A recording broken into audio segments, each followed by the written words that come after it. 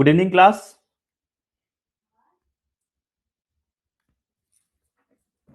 आप लोग एक बार मुझे बता दीजिएगा, क्या मेरी वॉइस आप लोगों तक क्लियर आ रही है?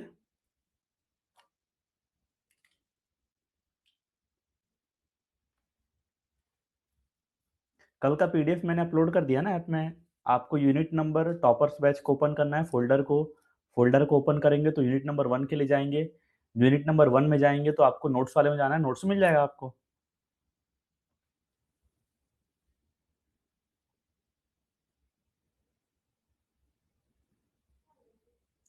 ठीक है, तो चलिए स्टार्ट करते हैं।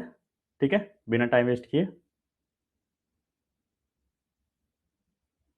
तो उससे पहले कर देते हैं स्क्रीन को शेयर।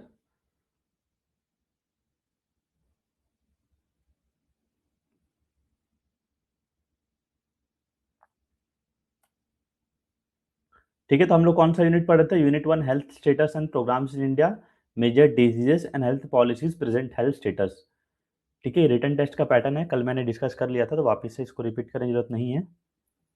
तो कल की क्लास में जब हमने यूनिट 1 स्टार्ट किया था तो एक टॉपिक कवर किया था, वो था हमारा कम्युनिकेबल डिजीजेस। ठीक है, मेजर डिजीज वाला लास्ट वाला टॉपिक था। आज हम कवर करेंगे नॉन कम्युनिकेबल डिजीजेस।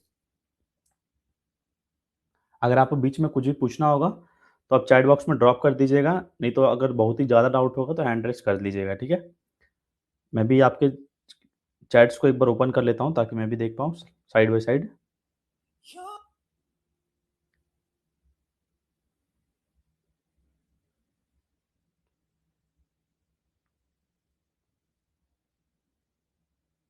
तो अगर बहुत ही ज़्यादा डाउट होगा तो हैंड रेस कर लीजिए। चलिए ठीक है, तो स्टार्ट करते हैं नॉन कम्युनिकेबल डिजीज को। सबसे पहले मैंने बताया था डिजीज के बारे में, दो टाइप का क्लासिफिकेशन किया गया था। ठीक है, तो कम्युनिकेबल मैंने काफी अच्छे से काफी डिटेल में कल आपको पढ़ाया था। आज हम पढ़ेंगे काफी डिटेल में नॉन कम्युनिकेबल डिजीजेस को। नाम से ही क्लियर है, नॉन कम्युनिकेबल। मैंने बताया था ना, कम्युनिकेशन से जोड़ सकते हैं इसको। कम्युनिकेशन में क्या करते हैं, हम एक दूसरे से बात करते हैं। और नॉन कम्युनिकेबल क्या हो जाएगा? कम्युनिकेशन नहीं होगा, यानी कि ऐसी बीमारियां जो एक से दूसरे को नहीं होंगी, ट्रांसमिट नहीं होंगी, तो वो क्या कहलाएंगी? नॉन नॉन कम्युनिकेबल डिजीज कहलाएंगी। तो कल मैंने आपको माइंड मैपिंग नोट्स दिया था, इसको आप अगर एक बार देख लेंगे ना, कल का पूरा क्लास का समराइजेशन था। ठीक है, आप इसको नोट डाउन, नोट्स बनाने के लिए फटाफट इजी होगा। टाइफाइड किससे होता है? बैक्टीरिया से होता है। कौन से बैक्टीरिया से? Salmonella typhi. तो ऐसे करते करते आप लोगों ने इसका नोट्स बनाया होगा। ठीक है, शॉर्ट में है, फटाफट one liner type.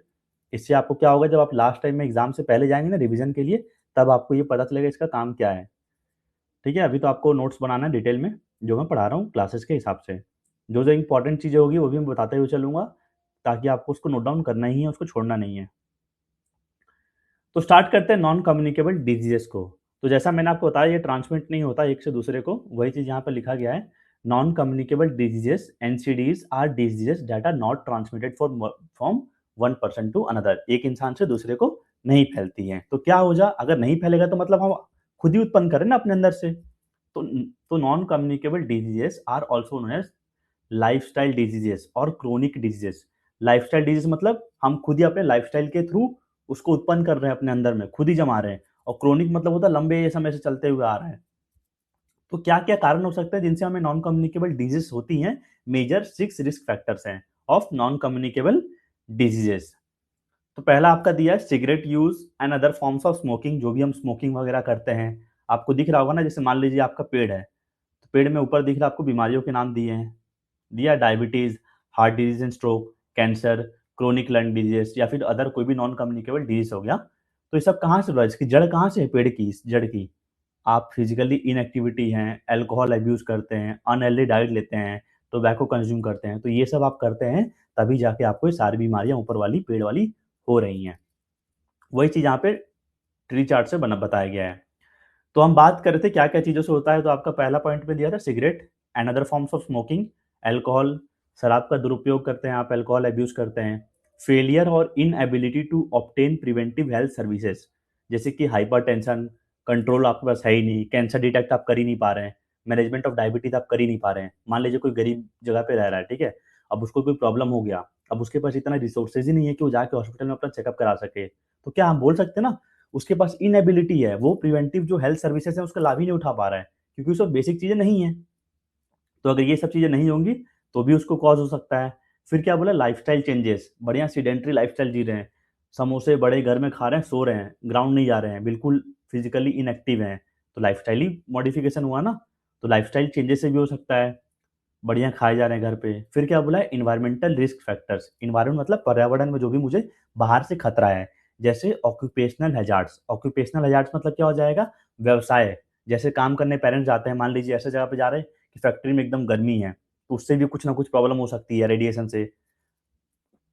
Air pollution हो गया, जैसे दिल्ली में चल रहा है अभी आपका, कितने सारे लंग इन्फेक्शन वगैरह हो सकती हैं। कोई भी वाटर पॉल्यूशन हो गया, तो ये सब इन्वायरमेंटल रिस्क फैक्टर से भी आपको नॉन कम्युनिकेबल डिजीज हो सकती है।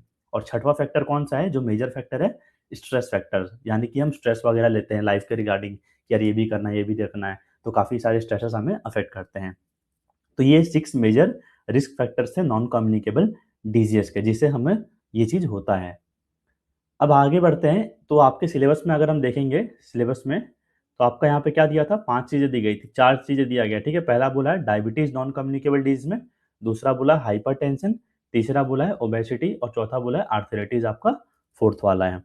तो नॉन कम्युनिकेबल डिजीज़ के बारे में तो मैंने आपको काफ़ी अच्छे से बता दिया, क्या होता है, क्या-क्या कारणों से हमें हो सकता है। अब हम बात करते हैं एक-एक के बारे में। तो सबसे पहले हम बात करेंगे डायबिटीज़ के बारे में। तो डायबिटीज को हम मधुमेह भी कहते हैं हिंदी में। तो डायबिटीज क्या बोला है, diabetes is a chronic disease, chronic मतलब धीरे धीरे लंबे समय से चलते हुए आ रहा है, आपकी बॉडी के अंदर उत्पन्न हो रहा है। That happens when your blood sugar क्या बोला है, ब्रैकेट में ग्लूकोज बोला है, इज टू हाई। जैसे मान लीजिए कोई भी हम खाना खाते हैं ना, जैसे उससे एनर्जी मिलता है, हम खाना खाते हैं तो उससे एनर्जी मिला है मेरे बॉडी को। तो ये जो ग्लूकोज होता है ना, ग्लूकोज ही एनर्जी देता है शुगर के फॉर्म में। तो ये क्या होता है, जो ग्लूकोज आता है ना आपके ब्लड में डिसॉल्व हो जाता है, जिससे मुझे बॉडी को एनर्जी मिलता है। बेसिकली किससे, कार्ब्स की बात करते हैं, कार्ब्स आपका कन्वर्ट होता है शुगर में, फिर उससे मेरे बॉडी को एनर्जी मिलता है, जिसको हम ग्लूकोज बोलते हैं। तो डायबिटीज इसी का प्रॉब्लम होता है। जब ये जो ग्लूकोज आ रहा है ना बॉडी में, तो ये ब्लड शुगर में जाके मिक्सअप हो जाता है और बहुत ही ज़्यादा बढ़ जाता है, तब उस कंडीशन में डायबिटीज आपको होता है। वही चीज़ यहाँ पे लिखा गया पॉइंट में, diabetes is a chronic disease that happens when your blood sugar और ग्लूकोज इज टू हाई। जब ग्लूकोज का लेवल, ब्लड ग्लूकोज का, ब्लड शुगर का लेवल बहुत ही शरीर में बढ़ जाएगा हमारा। तो blood glucose is your main source of energy and comes from the food we eat. तो कहाँ से आता है ये ब्लड ग्लूकोज, ब्लड ग्लूकोज तो आपका एनर्जी दे रहा है ना आपको, ग्लूकोज के फॉर्म में। कोई भी मैं खाना खा रहा हूँ तो उससे मुझे ग्लूकोज मिल रहा है, जिससे मेरा शरीर चल रहा है। अब जरूरी तो है भैया शरीर चलाने के लिए, पर जरूरत से ज्यादा अगर बढ़ जाता है तो उस कंडीशन को कहते हैं क्या, डायबिटीज कहते हैं। सिर्फ बढ़ नहीं जाना नहीं, कम हो जाता है उसको भी डायबिटीज प्रॉब्लम होता है, ठीक है। तो होता है क्या, डायबिटीज में बेसिकली 2 केस होता है। एक क्या बोला है, बॉडी में हमारा होता है इंसुलिन एक, तो या तो इंसुलिन प्रोडक्शन हो रहा है, बहुत ही कम हो रहा है। दूसरा बोला है अगर है इंसुलिन तो मेरा बॉडी उसको इस्तेमाल नहीं कर पा रहा है। तो इंसुलिन क्या होता है आपको बता देता हूँ यहाँ पे। इंसुलिन एक प्रकार का हार्मोन होता है, जो ये ब्लड शुगर ग्लूकोज लेवल है ना, इसको कंट्रोल करके रखता है। जैसे मान लीजिए क्या है, ग्लूकोज लेवल बढ़ गया तो डायबिटीज हो सकता है, एकदम कम हो गया तब भी प्रॉब्लम है। तो जो इंसुलिन एक हार्मोन होता है आपकी बॉडी में, जो पैनक्रियास सिक्रीट करता है, रिलीज करता है, तो ये लेवल को मेंटेन करके चलता है। अगर हल्का सा भी लेवल मेंटेन डिसबैलेंस हुआ तो आप डायबिटीज के शिकार हो जाएंगे। तो इसलिए बोलते हैं ना, जिसको भी डायबिटिक्स होता है, शुगर मत खाओ ज़्यादा, ये मत करो। बोलते हैं ना, काफ़ी बचा के रखते हैं, मिठाइयाँ नहीं खानी है आपको, पूड़ी वगैरह नहीं खाना है। तो यही चीज़ इस केस में होता है। तो अब यहाँ पे क्या बोला है, such a deficiency results in increase concentrations of blood sugar glucose which can damage many body systems particularly the blood vessels and nerves. तो आपका नर्व्स को पूरा डैमेज कर सकता है, ब्लड वेसल जो भी ब्लड सप्लाई हो रहा है इसको सबको डैमेज कर सकता है। तो एक बीमारी होगा, साथ में काफ़ी सारे और डैमेजेस करा सकता है आपका डायबिटीज़। ठीक है, तो पहला स्लाइड क्लियर है कि नहीं है, बता दीजिएगा मुझे फटाफट। तब तक मैं एक बार फटाफट रिकैप करा दे रहा हूँ। काफ़ी बच्चे हो सकता है इंडियन मीडियम वाले हैं तो उनको समझ में नहीं आया होगा। मैंने खैर सारी चीज़ें हिंदी में बताई है काफ़ी आराम से। देखिए डायबिटीज़ क्या बोला है मैंने, एक क्रोनिक डिजीज़ होती है, यानी कि लंबे समय से चल रहा है। तो ये कब होता है हमारे बॉडी में, जब ब्लड ग्लूकोज या फिर ब्लड शुगर बहुत ही लेवल से बढ़ जाता है। ठीक है, तो इसको मेंटेन कंट्रोल कौन करता है मेरे बॉडी में, बढ़े ना जरूरत से ज्यादा, इंसुलिन एक हार्मोन होता है वो कंट्रोल करता है। अब इंसुलिन कहाँ पे होता है मेरे बॉडी में, कौन लाता है, पेनक्रियाज सिक्रीट करता है। आपको दिख रहा होगा यहाँ पेनक्रियाज है, तो स्टमक के नीचे रहता है पेनक्रियाज, ये लाता है। तो यही जो इंसुलिन हार्मोन होता है ना, ये ब्लड ग्लूकोज लेवल को कंट्रोल करता है। अगर इस इंसुलिन में प्रॉब्लम आएगा तो हम डायबिटीज के शिकार हो जाते हैं। तो इसमें भी 2 टाइप का प्रॉब्लम होता है। एक होता है इंसुलिन बना ही नहीं रहा है शरीर, दूसरा क्या बोला है बना तो रहा है पर इतना नहीं बना रहा है। मेरा बना तो बहुत ही कम बना रहा होगा या तो मेरा बॉडी पूरा यूज़ ही नहीं कर पाता उसको। ठीक है? अब आते हैं अगले स्लाइड पे, ध्यान से समझते रहिएगा, ठीक है? डायबिटीज़ वाला क्लियर है थोड़ा-सा कांसेप्ट, अभी और अच्छे से आ जाएगा, आगे बात करेंगे तो। अब हम बात करते हैं टाइप्स ऑफ डायबिटीज़ की। तो बेसिकली देखेंगे 2 टाइप्स के डायबिटीज़ होते हैं, एक और होता है, उसके बारे में बात करेंगे। सबसे पहले एक-एक करके बात करते हैं टाइप 1 डायबिटीज़ के बारे में। तो क्या बोला टाइप 1 डायबिटीज़ में, this is caused when the pancreas fail to produce insulin. अब मैंने बताया था ना आपको, इंसुलिन कौन सिक्रीट करता है, यहाँ पे दिखा था ना, insulin is produced in the pancreas located behind stomach. Type 1 diabetes में क्या बोला है, pancreas fails to produce insulin. अब जो मेरा पैनक्रियाज़ था, वो इंसुलिन प्रोड्यूस ही नहीं कर पा रहा है, तब टाइप 1 डायबिटीज़ होता है। तो people with this type 1 diabetes need to take insulin every day to survive. तो भैया क्या होगा, मेरा बॉडी इंसुलिन पैनक्रियास प्रोड्यूस नहीं कर पा रहा है, तो मुझे बाहर से इंसुलिन को लेना पड़ेगा सर्वाइवल करने के लिए, जीने रहने के लिए। तो इसलिए इंसुलिन का इंजेक्शंस लेते हैं इस केस में। इसको जुवेनाइल डायबिटीज भी बोलते हैं, ठीक है? टाइप 1 डायबिटीज को याद रखिएगा। अब क्या बोला है, it can develop at any as. कोई भी ऐसा नहीं है कि बड़े होंगे तभी डेवलप होगा, कोई भी एज में डेवलप हो सकता है, but usually develops during childhood और एडोलेसेंस। तो टाइप 1 डायबिटीज जो है ये चाइल्डहुड और एडोलेसेंस जैसी होता है, तब हमें डेवलप होता है। So type 1 diabetes is an autoimmune disease. इसको हम ऑटो इम्यून डिजीज भी बोलते हैं। क्यों बोल रहे हैं इसको ऑटो इम्यून? ऑटो मतलब होता है ना, कोई भी चीज ऑटोमेटिक हो रही है। इम्यून सिस्टम मतलब जो हमारे को बीमारियों से बचा के रखता है, ठीक है? तो type 1 diabetes is an autoimmune disease where the body mistakenly destroys insulin producing cells. अब भैया जो इंसुलिन बना रहा था मेरे बॉडी के अंदर, तो मेरा बॉडी खुद ही उसको मार देगा उसी सेल को। तो मेरा इंसुलिन भैया प्रोड्यूस ही नहीं कर पा रहा है, यही तो बोला था ना पहले पॉइंट में। This is cause when the pancreas fails to produce insulin. इसीलिए इस बीमारी को हम ऑटो इम्यून डिजीज बोलते हैं, क्योंकि जो पैनक्रियास प्रोड्यूस कर रहा था ना, मेरा बॉडी ने उसको मार दिया। अब तो इंसुलिन प्रोडक्शन होगा ही नहीं टाइप 1 डायबिटीज में। तो क्या होगा, इसके फलस्वरूप आपका क्या होगा, leading to a lifelong inability to make insulin and causing primarily high blood sugar. तो भैया ब्लड शुगर बढ़ते जाएगा। अब कंट्रोल करने वाला खत्म हो गया, अब इंसुलिन बन ही नहीं रहा शरीर में, तो क्या होगा, ब्लड शुगर आ रहा है, बढ़ते जा रहा है। तो जो हाई ब्लड शुगर होता है उसको क्या बोलते हैं, हाइपरग्लाइसीमिया बोलते हैं। उस कंडीशन को एक साइंटिफिक टर्म है हाइपरग्लाइसीमिया। हाइपर मतलब होता है ज्यादा, ग्लूकोज का लेवल ज्यादा बढ़ गया तो उसको बोलेंगे hyper, high blood sugar, hyperglycaemia. अब हाइपरग्लाइसीमिया कौन से कंडीशन में बोलते हैं, जब हमारी ब्लड शुगर की लेवल 126 मिलीग्राम पर डेसीलीटर से बढ़ जाती है, तो उस कंडीशन को बोलते हैं हाइपरग्लाइसीमिया। होता है ना, किससे ज्यादा बढ़ेगा, 50% से ज्यादा आ गया तो बोलेंगे टॉपर है, 80% से ऊपर, तो वही एक स्टैंडर्ड है, मार्क है, ठीक है? 126 मिलीग्राम पर डेसीलीटर से बढ़ गया तो उसको बोलेंगे हाइपरग्लाइसीमिया। अब क्या बोला है, but can also do low blood sugar. तो या तो बढ़ा देगा या तो कम कर देगा, और इंसुलिन मेंटेन कर रहा था। अब टाइप 1 में तो मेरा इंसुलिन बना ही नहीं, तो बढ़ा देगा तो उस कंडीशन में क्या बोलेंगे, हाइपरग्लाइसीमिया। घटा देगा उस कंडीशन में क्या बोलेंगे, हाइपोग्लाइसीमिया। तो इसलिए मुझे बॉडी को एनर्जी के लिए ना तो ब्लड शुगर के लेवल को मेंटेन करके चलना पड़ता है। या तो बढ़ जाएगा या तो घट जाएगा, तो प्रॉब्लम आएगा मेरे बॉडी को। तो जो कम होगा उस कंडीशन में क्या बोलेंगे, हाइपोग्लाइसीमिया बोलेंगे। हाइपो मतलब कम होता है, ठीक है? तो ये कब होता है, जब हमारा ब्लड शुगर लेवल 70 मिलीग्राम पर डेसीलीटर से कम हो जाता है। तो इस कंडीशन में हमें क्या चाहिए, बाहर से इंसुलिन चाहिए। तो वही बोला है, requiring insulin therapy. Diet management बोलते हैं ना कि आपको शुगर नहीं खाना है, मिठाइयाँ नहीं खानी है, डाइट मैनेजमेंट करना है, आपको डेली जाना है, वॉकिंग करना है, एक्सरसाइज करना है।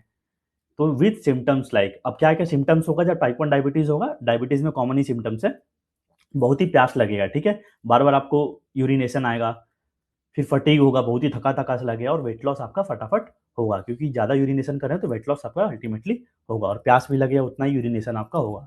तो टाइप 1 डायबिटीज़ सभी लोगों को क्लियर है? फटाफट चैट बॉक्स में बता दीजिएगा। काफ़ी डिटेल में मैंने आराम से बताया है। देखिए जो हिंदी मीडियम वाले स्टूडेंट्स हैं, देखिए नीचे में वही चीज़ लिखा हुआ है। अब बताइए, मैंने साथ में ऐड ऑन किया हुआ है, आप लोग कल मुझे काफ़ी लोगों ने मैसेज किया था, सर हिंदी में भी करिएगा, इसलिए मैंने साथ में लिखा गया है। अब कौन-सी लाइन आपको समझ में नहीं आएगी, आप हिंदी में एक बार में देखेंगे साथ में, ईज़िली समझ में आ जाएगा। बाकी मैं अपनी तरफ से कोशिश कर रहा हूँ दोनों को साथ में रखते हुए। मुझे समझिए मतलब कल से मैंने क्लास लिया, कल रात को 2-3 बजे तक आप लोगों ने देखा होगा, मैसेज किया था ग्रुप में, तो नोट्स ही बना रहा था कल रात में, सुबह से लगा हुआ हूँ, फिर जाके अभी नोट्स बना और अभी क्लास ले रहा हूँ। तो हिंदी इंग्लिश कन्वर्ट करने में भी काफ़ी ज़्यादा टाइम लगता है। एक ही चीज़ को अरेंज करो सिस्टमैटिकली, ठीक है? तो टाइप 1 डायबिटीज़ आई होप सभी लोगों को क्लियर होगा। अब आते हैं टाइप 2 डायबिटीज़ पे। तो टाइप 2 डायबिटीज़ में क्या बोलता है, the body doesn't produce enough insulin. अब मेरा बॉडी इंसुलिन उतना प्रोड्यूस नहीं कर रहा है, या कर रहा है पर मेरा बॉडी का सेल्स यूज नहीं कर पा रहा है। ठीक है, तो भैया सेल बॉडी तो यूज करेगा ना मेरा इंसुलिन, जो प्रोड्यूस होगा पैनक्रियास से। हो रहा है तो इतना नहीं हो रहा है कि मेरा बॉडी जितना रिक्वायर्ड है उतना हो ही नहीं पा रहा है। अगर हो रहा है तो मेरा बॉडी यूज नहीं कर पा रहा है, तो इस कंडीशन में क्या होता है, टाइप 2 डायबिटीज होता है। तो it is most common type of diabetes, मतलब 80% लोगों को ऑलमोस्ट टाइप 2 डायबिटीज होता है। और टाइप 1 जो डायबिटीज है ना, ये 20% लोगों को अप्रॉक्स पाया जाता है। बहुत ही मोस्ट प्रोन है, 80 इससे भी ज्यादा हो सकता है परसेंटेज, टाइप 2 बहुत ही प्रोन है। तो it can develop at any age, ये कोई भी एज में आपको हो सकता है, but is more commonly diagnose in adult and is mostly prone, बहुत ही कॉमन है और एडल्ट में पाया जाता है ये। तो ये टाइप 2 डायबिटीज हो गया आपका। अब आते हैं तीसरा जो होता है जेस्टेशनल डायबिटीज। तो ये बेसिकली प्रेग्नेंट वुमेन को होता है, जब उनको बढ़ जाता है डायबिटीज होता है, तो बच्चे को जाता है high blood sugar that develops during pregnancy. तो जब प्रेगनेंसी के दौरान ब्लड शुगर लेवल बढ़ जाता है तो उस कंडीशन को बोलते हैं जेस्टेशनल डायबिटीज। डायबिटीज क्लियर है, तीनों टाइप्स के डायबिटीज, टाइप 1, टाइप 2 और टाइप 3। अब देखिए टाइप 1 और टाइप 2 को थोड़ा कंपैरिजन कर लेते हैं, यहाँ पर और अच्छे से आपको क्लियर हो जाएगा। तो टाइप 1 डायबिटीज में क्या बोला था, body doesn't make enough insulin, यहाँ ज्यादा इंसुलिन नहीं बना पा रहा है बॉडी में जितना रिक्वायर्ड है।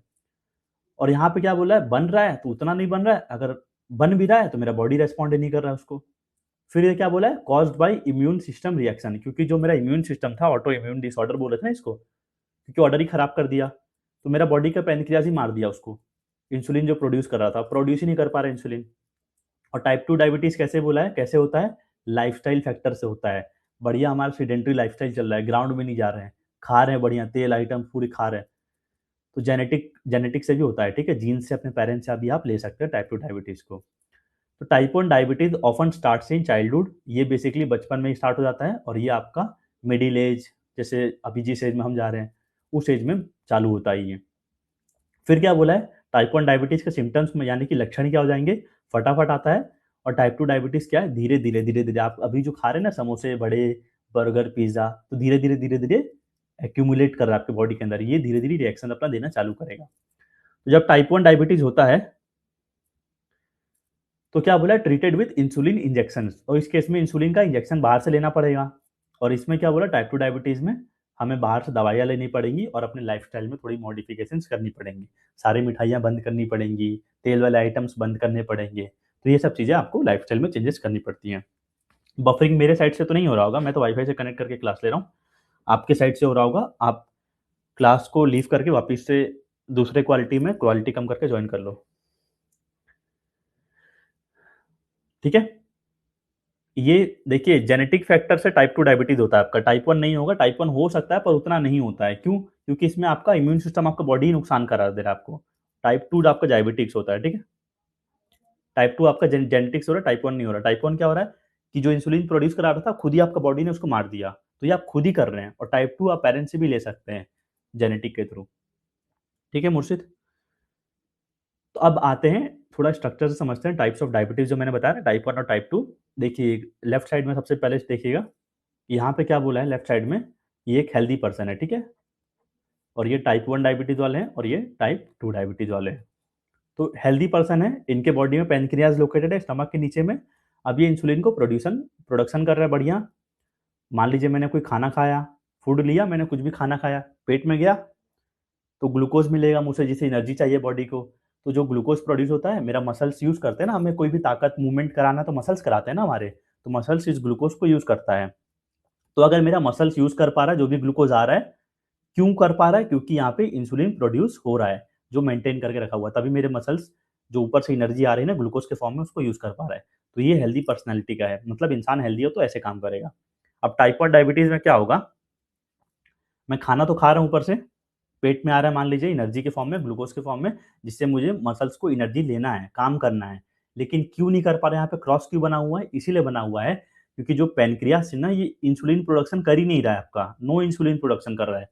भैया इंसुलिन ही मेंटेन करके रखेगा तो ग्लूकोज के लेवल को, तो आपका muscle unable to use glucose due to no insulin.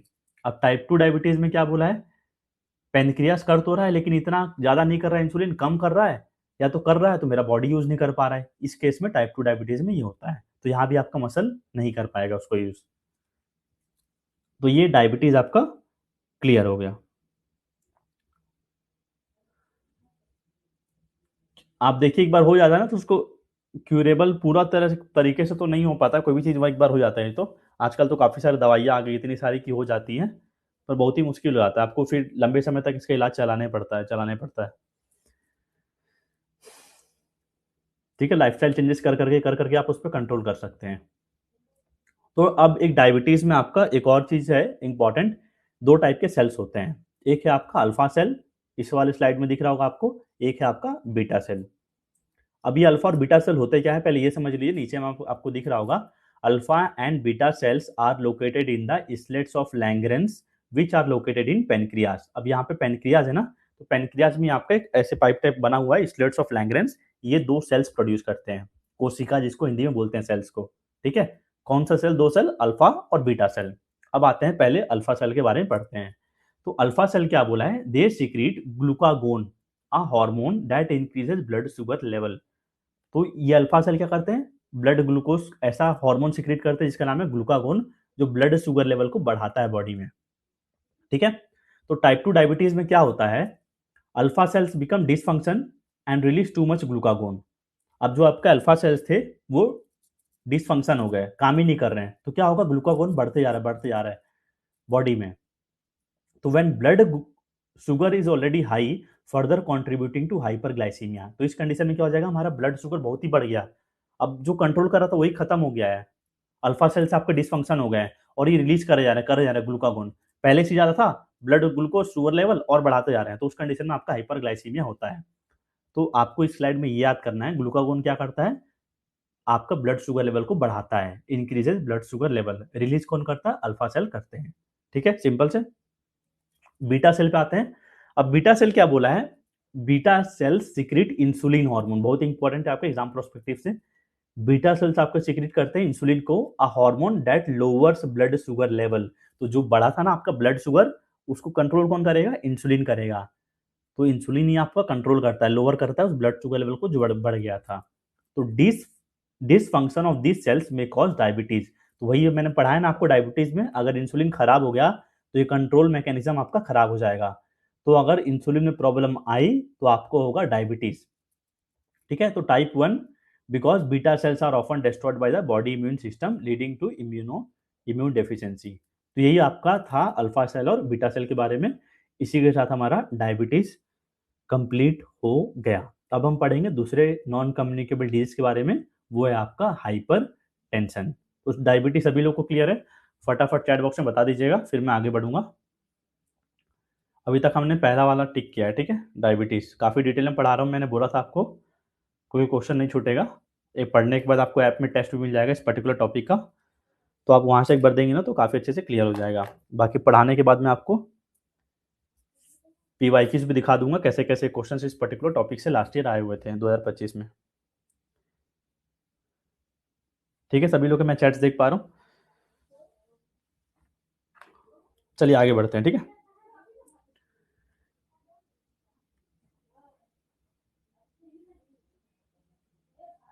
अब दूसरा जो हमारा नॉन कम्युनिकेबल डिजीज है वो है हाइपरटेंशन। देखिए हाइपरटेंशन मैंने इंग्लिश अलग रखा है, हिंदी अलग रखा है यहाँ पे, पर ये दोनों आ रहे हैं, ठीक है। थोड़ा मैनेज करिएगा क्योंकि काफी सिंपल सिंपल टर्म्स थे, तो इजीली समझ में आ जाएगा हिंदी मीडियम वाले स्टूडेंट्स को भी। तो हाइपरटेंशन मतलब होता है high blood pressure. High blood pressure मतलब ब्लड का जो प्रेशर है, ब्लड सप्लाई हो रहा है मेरे बॉडी में अलग अलग वेसल से, ब्लड वेसल से, तो उसमें प्रेशर ब्लड का बढ़ जाता है, तो उस कंडीशन क्या बोलते हैं, हाइपरटेंशन बोलते हैं। तो hypertension is a condition in which the blood vessels have continuously high pressure. तो मेरे बॉडी में कितने सारे ब्लड वेसल्स हैं, अब इनके अंदर जब प्रेशर बढ़ जाता है उस कंडीशन को बोलते हैं हाइपरटेंशन। अब मेरा हार्ट क्या काम करता है, मेरे बॉडी में पंप करता है ब्लड को।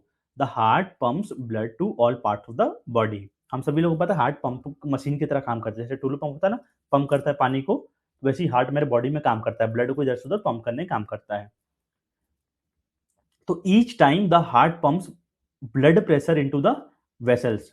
So blood pressure is created by the force of blood pushing against the wall of blood vessels. तो हार्ट पंप कर रहा है ब्लड को, तो ब्लड वेसल्स में क्या हो रहा है, फोर्स जनरेट हो रहा है, प्रेशर जनरेट हो रहा है। आर्टरीज होता है ना जो सप्लाई करता है, अवे ले जाता है ब्लड को हार्ट से, तो higher the pressure the harder the heart has to pump. अब मान लीजिए कोई पाइप है प्रेशर में, ठीक है, अब पाइप में क्या हुआ, कचरा, मान लीजिए कोई पाइप है आपके घर में, कनेक्शन आ रहा है, इसमें कचरा जम गया है, तो कचरा जम गया तो क्या हो जाएगा, यहाँ पे नैरो हो जाएगा इसका पाइप, जो पतला हो गया ना। अब जब कोई भी पतला हो गया तो क्या होगा, उससे प्रेशर बढ़ जाएगा। वही कंडीशन होता है हाइपरटेंशन में। तो जब भैया ये पतला हो गया, पहले क्या था, पाइप मेरा घर का मोटा था, पानी आ रहा था बढ़िया, तो बढ़िया, जो मान लीजिए मेरा हार्ट है, अब यहाँ पे इजीली सप्लाई हो रहा है, तो कोई प्रेशर होगा नहीं होगा, क्योंकि बढ़िया पाइप जा रहा है, उसको बराबर रास्ता मिला जाने का पानी को या फिर ब्लड को। पर हाइपरटेंशन में क्या होगा, ये मेरा हार्ट है, अभी जो मेरा पाइप पहले ये था नॉर्मल था, अभी क्या हो जाएगा, अब यहाँ पे कचरा जम गया, मान लीजिए कुछ भी जम गया आपकी बॉडी में, जम गया। अब रास्ता कितना बचा इसके लिए, अब रास्ता इसके लिए तो इतना ही बचा ना। तो जब ये कम रह बचेगा, आपका पैसेज ही कम बचेगा, तो ब्लड का प्रेशर क्या होगा, बढ़ जाएगा। तो जब ये प्रेशर बढ़ेगा तो क्या होगा, मेरे हार्ट को और अच्छे से काम करना पड़ेगा, और ताकत लगाना पड़ेगा ब्लड को पंप करने के लिए। वही कंडीशन होता है आपका हाइपर टेंशन। वॉइस आ रही है आपकी तरफ से, इसे हो सकता है, ठीक है। तो हाइपर टेंशन आई होप आप लोगों ने काफ़ी अच्छे से समझ लिया होगा, मैंने क्लियर करा दिया। तो a normal blood pressure is between 90 to 60 millimetre mercury and 120 by 80 millimetre mercury. जो आगे वाला प्रेशर होता है उसको बोलते हैं सिस्टोलिक प्रेशर, इधर नीचे वाले को बोलते हैं डायस्टोलिक प्रेशर। तो 90 से 60 टू 120 बाई 80 मिलीमीटर मरकरी एक नॉर्मल ब्लड प्रेशर माना जाता है। तो हाई ब्लड प्रेशर किसको बोलेंगे, जब आपका blood pressure 140 by 90 millimetre mercury से ज्यादा हो जाता है, तो उस कंडीशन को बोलते हैं हाई ब्लड प्रेशर, ठीक है। ये बाकी नॉर्मल है, अगर इस रेंज में है ना 90 टू 180, 60 टू 80 सिस्टोलिक और डायस्टोलिक प्रेशर, तो ये नॉर्मल ब्लड प्रेशर है। जब 140 बटे 90 सिस्टोलिक प्रेशर, आगे वाला पीछे वाला डिस्टोलिक प्रेशर, इससे ज़्यादा जब बढ़ जाता है तो उसको बोलते हैं हाई ब्लड प्रेशर। तो हमारे बॉडी मेजर को किससे करते हैं, blood pressure is measured by sphygmomanometer से मेजर किया जाता है इसको, ब्लड प्रेशर को, ठीक है। ये इंपॉर्टेंट है ये वाला। जो जो चीज़ें इंपॉर्टेंट होगी ना, या तो वो बोल्ड में होंगी या तो रेड में मार्क होंगी नोट्स में, जो आपको नोट्स में लिखना ही लिखना है, बाकी चीजें आप समझेंगे तो चल जाएगा। तो हाइपरटेंशन क्लियर होगा सभी लोगों को। अब क्या बोला है, हाइपरटेंशन होता कैसे है, व्हाट कॉजेस हाइपरटेंशन, ठीक है। ये हिंदी मीडियम वाले के लिए नोट्स है। तो हाइपरटेंशन आपका कैसे होता है, व्हाट कॉजेस हाइपरटेंशन, जिसको हम हाई ब्लड प्रेशर कहेंगे। स्मोकिंग, वही आ गया ना, बीइंग ओबीस, आप मोटा होते जा रहे हैं, ओवरवेट होते जा रहे हैं, डायबिटीज के शिकार हो गए हैं, सीडेंटरी लाइफस्टाइल है, इनएक्टिव लाइफस्टाइल है, फिजिकल एक्टिविटी नहीं कर रहे हैं, सॉल्ट इंटेक ज़्यादा कर रहे हैं, अल्कोहल वगैरह कंज्यूम कर रहे हैं, या तो आप एजिंग हो रहे हैं, बूढ़े होते जा रहे हैं, या फिर कोई क्रोनिक किडनी की डिजीजेस है आपको, तो ये सारे कारणों से आपको क्या हो सकता है, हाइपरटेंशन हो सकता है। यहाँ पर आपको दिख रहा है ना, क्लियरली देखिए, देखिए ये अगर आप इस डायग्राम को देखेंगे तो ठीक है, आपको दिख रहा है ना हाई ब्लड प्रेशर वाला ये कंडीशन। देखिए ये आपका नॉर्मल, ठीक है, हेल्दी का है लेफ्ट साइड वाला, और राइट साइड में देखिए यह जो पाइप था यहाँ बढ़िया ब्लड जा रहा है, क्योंकि यहाँ पे पाइप की जो सर चौड़ाई है अंदर में मोटा है, और यहाँ पे क्या पतला हो चुका है, वॉल थिकनेस कम हो जाएगा, तो कंडीशन क्या कहलाएगा, हाइपरटेंशन कहलाएगा। और एक चीज जो आपको यहाँ पे ध्यान देनी है वो है आपका 17 मई को हम सेलिब्रेट करते हैं क्या, वर्ल्ड हाइपरटेंशन डे। तो इसको भी आप नोट डाउन कर लीजिएगा। वॉइस तो आ रहा है ना क्लियर, वॉइस नॉट कमिंग लिखे। अब क्या क्या सिम्टम्स है, क्या क्या लक्षण है, जब आपको पता चलेगा कि हाई ब्लड प्रेशर हो रहा है, आपको हेडक होने लगेगा, नाकों से नोज से ब्लीडिंग हो सकती है, फटीग होगा, थकावट लगने लगेगी, विजन थोड़ा ब्लर हो जाएगा, विजन प्रॉब्लम्स आएंगे, चेस्ट पेन होगा, सांस लेने में दिक्कत आएगी, हार्ट बीट आपकी रेगुलर हो जाएगी, और आपकी यूरिनेशन में जब आप यूरिन करेंगे तो आपको ब्लड उसमें आ सकता है। तो ये सारे सिम्टम्स थे आपके हाई ब्लड प्रेशर के, ठीक है। तो ये हमारा दूसरा हाइपरटेंशन भी क्लियर हो गया। फटाफट आप लोग बता दीजिएगा, तो तक मैं थोड़ा पानी पी लेता हूँ। सभी लोगों को क्लियर, हाइपरटेंशन सिंपल सा था, ठीक है। वही चीज मैंने इसलिए हिंदी में भी अलग से ऐड कर लिया था, ताकि सबको समझ में आ जाएगा इजीली। क्लियर है सभी लोगों को हाइपरटेंशन तक,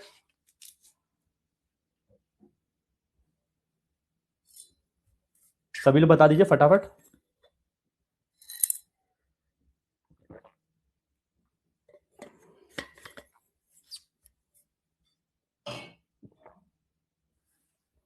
चलिए आगे बढ़ते हैं, ठीक है, अगले पे।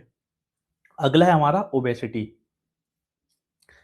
हाइपरटेंशन स्पेगमैनोमीटर से मेजर करते हैं, किससे, स्पेगमैनोमीटर से, ये तो नोट्स में है ना।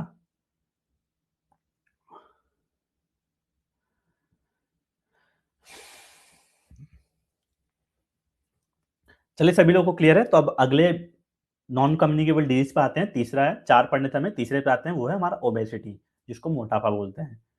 तो ओबेसिटी इज द क्रोनिक, तो लंबे समय से करते करते एक दिन खाना खाए अगले दिन मोटे नहीं हो जाएंगे, तो धीरे धीरे धीरे धीरे टाइम लेता है। ओबेसिटी क्रोनिक डिजीज है, ठीक है। Chronic complex disease characterised by excessive body fat accumulation significantly increasing risk of for diabetes, heart disease, stroke and certain cancer. तो क्या बोला है, ओबेसिटी एक क्रोनिक डिजीज है, ठीक है।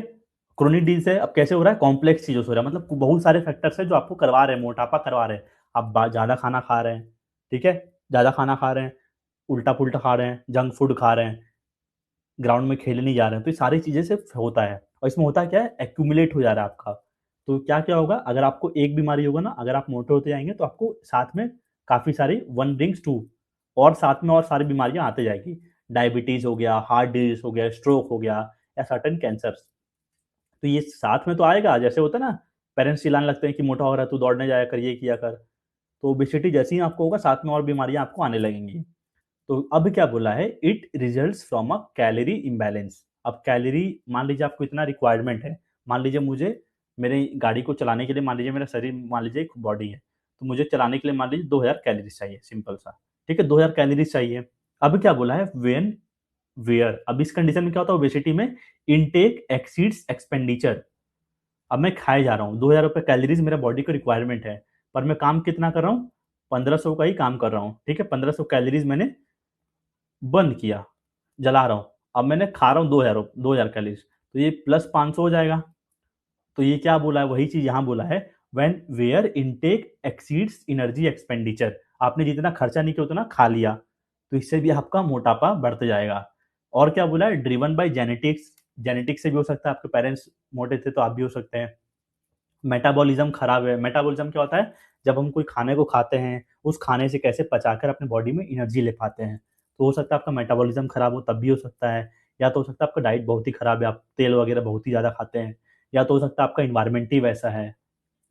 अब क्या बोला है, की सिम्टम्स, अब क्या क्या इसके लक्षण हो जाएंगे, आपको ब्लड प्रेशर, हाई बीएमआई हो जाएगा, ठीक है, इंक्रीज्ड वेस्ट सरकमफ्रेंस, आपका वेस्ट का सरकमफ्रेंस बढ़ जाएगा, इसके बारे में आगे बात करेंगे करके। फटीग लगने लगा, थकावट होने लगेगा। While treatment involves lifestyle changes, तो इसका ट्रीटमेंट क्या है, आपको अपने लाइफ में बर्ताव चेंजेस लाना पड़ेगा, अपने एटीट्यूड में।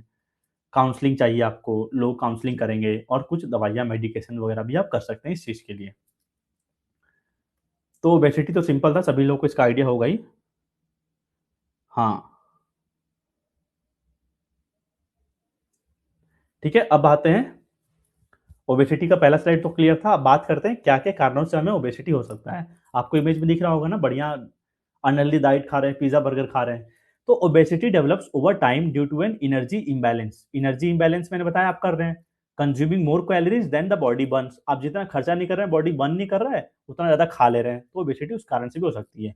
अब इसके काफी सारे कॉन्ट्रीब्यूटर्स हैं जिनसे हो रही है हमें। पहला क्या बोला, डाइट, जीवन शैली वैसा है, हमारा लाइफस्टाइल वैसा है, डाइट वैसा ले रहे हैं, खान पान ही वैसा है। जैसे देखा होगा आपने, अमेरिका में जितने भी रहते हैं, देखा है ना कैसे रहते हैं वो सबका डाइट ही ऐसा है, पिज्जा बर्गर वाला। अब आप भी खाएंगे तो आप भी मोटे हो जाएंगे। फिजिकली आप इनएक्टिविटी है, खेलने नहीं जा रहे हैं, घर में बैठे हुए हैं, धीरे धीरे धीरे क्या होगा, टाइम के साथ आप मोटे होते जाएंगे। जेनेटिक्स, हो सकता है आपके, आपने अपने पेरेंट्स से जीन्स के थ्रू एक्वायर किया हो ये चीज़। या तो हो सकता है आप ऐसे पर्यावरण में रह रहे हैं, या तो हो सकता है आपको कोई बीमारी है, मेडिकल कंडीशन है जिसके, या तो हो सकता है आपको दवाइयाँ खाते हैं जिसका आपको साइड इफेक्ट हो रहा है। या तो हो सकता है सोशल, या फिर कोई भी इमोशनल फैक्टर हो सकता है जिससे आपको ओबेसिटी हो रहा है। तनाव में हैं, बाहर नहीं जा रहे हैं, अकेले हैं, खाए जा रहे हैं, तो काफ़ी सारे कंडीशंस हो सकते हैं। तो ये सब तो हो गए कॉजेस ऑफ ओबेसिटी। सभी लोग को बेसिक सा टॉपिक है ओबेसिटी, तो सभी लोग को आइडिया होगा। एक जो आएगा पढ़ने वाला, ये है आपका पढ़ने वाला, ठीक है, ये स्लाइड से एक क्वेश्चन फिक्स आएगा ही आएगा आपके एग्जाम में, वो है आपका, इसी स्लाइड से बता रहा हूँ मैं, ठीक है। वेज टू मेजर ओबेसिटी, कैसे हम ओबेसिटी को मेजर कर सकते हैं। सबसे पहला जो हम पढ़ेंगे वो है बीएमआई, बॉडी मास इंडेक्स, आप लोगों ने पढ़ा होगा।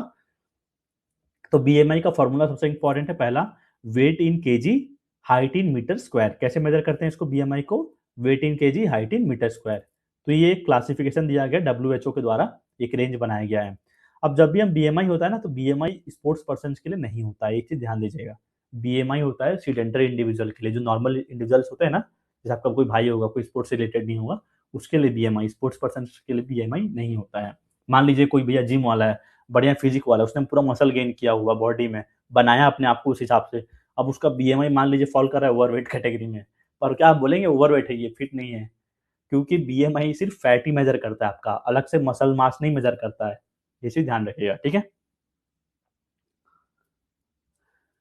तो इसमें भी रेंज होता है, रेंज से क्वेश्चंस बने हुए हैं, लास्ट ईयर बने हुए थे, जब मैं नोट्स बना रहा था मैं देख रहा था पीवाईक्यू। तो अंडरवेट कौन से कैटेगरी में आएगा, जब आपका बीएमआई 18.5 से कम होगा। नॉर्मल वेट कब होगा आपका 18.5 टू 24.9 जब आप रहेंगे। ओवरवेट कब होगा बीएमआई जब आपका 25 से 29.9 रहेगा। Obesity class 1 grade 1 BMI 30 to 34.9। Obesity class 2 35 to 39.9। Obesity class 3 grade 3, ये सीवियर ओबेसिटी होता है 40 से ऊपर जाता है, तो ये याद रखिए, बहुत इंपॉर्टेंट है, ठीक है। जो इंपॉर्टेंट होगा मैं बता दूंगा। अब देखिए यहाँ पे ऐसे भी कई बार एग्जाम से पूछ देता है, अगर किसी का बीएमआई 18.5 है तो क्या होगा, उससे कम है तो अंडर नरिश होगा। 18.6 से 25 होगा तो क्या कहलाएगा, नॉर्मल हेल्दी कहलाएगा। बीएमआई 25 से ऊपर होगा तो ओवरवेट कहलाएगा, और 30 से ऊपर होगा तो ओबीस कैटेगरी में आएगा। तो ये दोनों को आपको याद नोट डाउन करना है अपने नोट्स में जब भी आप बनाएंगे। तो ये तो पहला तरीका हो गया ओबेसिटी को मेजर करने का। दूसरा है हमारा वेस्ट का सरकमफरेंस, वेस्ट मतलब यानी कि कमर से थोड़ा सा ऊपर, आप इसका क्या कर रहे हैं, सरकमफरेंस को मेजर कर रहे हैं। होता है ना सर्कल का सरकमफरेंस, जैसे मान लीजिए डब्बा है, डब्बा का पूरा मैं सरकमफरेंस देखूंगा, ये सरकमफरेंस हो गया। तो जैसे मान लीजिए आपका कमर है, तो कमर का पूरा आप सरकमफरेंस लेंगे, सर्कल का होता है ना, फॉर्मूला पढ़ा होगा ना आपने 2 पाई आर। तो कोई भी चीज का जैसे इसका सरकमफरेंस नापेंगे, तो मान लीजिए आपका ये वेस्ट है तो इसका सरकमफरेंस नापेंगे इंची टेप से मान लीजिए। तो ये क्या मेजर करता है, मेजर्स एब्डोमिनल और सेंट्रल ओबेसिटी। तो अगर आपका 102 से बढ़ रहा है तो आप रिस्क में चले जाएंगे, 88 सेंटीमीटर से बढ़ रहा है तो आप रिस्क में है। जितना ज्यादा रहेगा वेस्ट का सरकमफरेंस, उतना कार्डियोवास्कुलर रिस्क आपको हो सकता है, हार्ट रिलेटेड प्रॉब्लम्स हो सकती हैं, ठीक है। ये उतना इंपॉर्टेंट नहीं है, ठीक है। आगे सबसे इंपॉर्टेंट था बीएमआई वाला, ये आगे तो एक्स्ट्रा है, समझिए, बस नॉलेज रहना चाहिए। बाय द वे पूछ दिया हार्ड पेपर आ गया एकदम से, तो उस कंडीशन में यहाँ तक भी जा सकते हैं। तो मैंने सारे कवर किए हुए हैं, बस आपको सूझना है, सुनना है, समझना है, ये बहुत इंपॉर्टेंट है, इसको याद करना था। दूसरा था वेस्ट सरकमफरेंस। तीसरा आपका वेस्ट हिप रेशियो। अब वेस्ट हिप रेशियो में क्या होगा, आपका वेस्ट का सरकमफरेंस लेंगे और हिप का सरकमफरेंस लेंगे, दोनों को डिवाइड कर देंगे तो मेरा वेस्ट हिप रेशियो आ जाएगा। तो मेन का इतना रहना चाहिए, वुमेन का इतना रहना चाहिए, ठीक है। नॉर्मल रेंज क्या होता है, 90 से कम रहेगा तो नॉर्मल है, इससे अगर ज़्यादा हो जाएगा तो आपका डेंजर जोन में आ जाएंगे। तो ये simple ratio waist hip ratio से भी आप मेजर कर सकते हैं किसी का ओबेसिटी को, उतना इंपॉर्टेंट ये भी नहीं है। पहला वाला बस बीएमआई इंपॉर्टेंट था। अगला तरीका है, जो चौथा तरीका है फैट मेजर करने का, वो है आपका skin fold thickness fat. Skin fold नाम से ही क्या हो रहा है, स्किन फोल्ड। जैसे मान लीजिए मेरा स्किन फोल्ड है, ठीक है, तो स्किन फोल्ड करके मेजर करते हैं इसमें। ये बेसिकली फैट परसेंटेज मेजर करते हैं, आपके बॉडी में कितना फैट है। तो इसके भी ना कुछ कुछ एरियाज होता है जहाँ पे मेजरमेंट होता है। मेन के लिए अलग होता है, वुमेन के लिए अलग होता है, आपको मैं बता दे रहा हूँ बस। जैसे कॉमन साइड्स क्या है, ट्राइसेप्स हो गए, सब स्कैपुलर हो गए, सुप्रीलियाक हो गया आपका। आपको दिख रहा है ट्राइसेप्स हो गया यहाँ पे, इस वाले में देखिए यहाँ ट्राइसेप्स हो गया आपको। ट्राइसेप्स जैसे मेजर कर रहा है, आपको इमेज में इतना बड़ा सा दिख रहा है ट्राइसेप्स। सब स्कैपुलर आपको मेजर करेगा। फिर यहाँ पे आपका सुप्रीलियाक है, ये मेजर करते हैं। तो कुछ कुछ ऐसे पॉइंट्स बने हुए बॉडी में, इनको मेजर करते हैं कि आपके यहाँ पे कितना फैट है, ठीक है। ऐसा नहीं कि पूरा चमड़ी निकाल देंगे ऐसे मोड़ के, ऊपर का फैट निकालते हैं बस, और फिर उसको मशीन से मेजर करते हैं। उस मशीन को बोलते हैं स्किन फोल्ड कैलिपर। ये जो दिख रहा है ना, measured using skin fold caliper, ये है आपका स्किन फोल्ड कैलिपर। इससे मेजर करते हैं आपका फैट, फिर उसको एक फॉर्मूला में पुटअप करते हैं, बहुत ही लंबा सा फॉर्मूला होता है, वो याद नहीं करना है हमें, जिससे फैट परसेंटेज निकाला जाता है। तो ये होता है आपका स्किन फोल्ड थिकनेस फैट में। इसके बाद आते हैं बॉडी फैट परसेंटेज का, काफी सारे मशीन्स होते हैं, यूज होते हैं। तो इसमें से एक पहला आपका बायो इलेक्ट्रिकल इम्पेंडेंस एनालिसिस, BIA। ये आपको दिख रहा है, ये आपका मशीन के तरीके है, आपका इसमें फैट मेजर कर लेता है आपके बॉडी में कितना फैट है। फिर एक होता है डेक्सा स्कैन, एक्सरे करते हैं इसमें, ड्यूअल करके कुछ था इसका एब्रिविएशन, इंपॉर्टेंट नहीं है, ठीक। डेक्सा स्कैन करके आपको ऐसे लेटा देते हैं, आपके बॉडी के एग्जैक्ट पूरा मेजर कर देगा आपके बॉडी में इतना फैट है वगैरह है। तो ओबेसिटी के लिए मैन में अगर 25% बॉडी फैट है तो ठीक है, इससे ज़्यादा बढ़ेगा तो खतरनाक, खतरा है, नहीं होना चाहिए इससे ज़्यादा फैट।